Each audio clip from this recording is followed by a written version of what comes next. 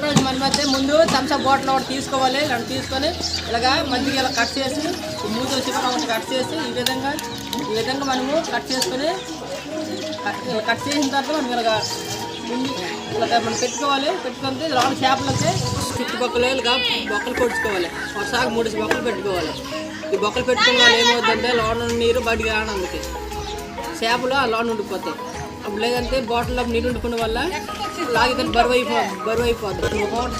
Cut చేసుకున్న వల్ల అది గుచ్చుకున్న వల్ల మళ్ళీ లోన బయటకు రావు చేపలు లోన ఉండిపోతాయి. మేమైతే మైదా పిండి మరియు తవుడు కలుపుకున్నాము. కలుపుని ఇలా వేసేస్తున్నాము. కొద్దిగా వేసుకోవాలి మేపుకి.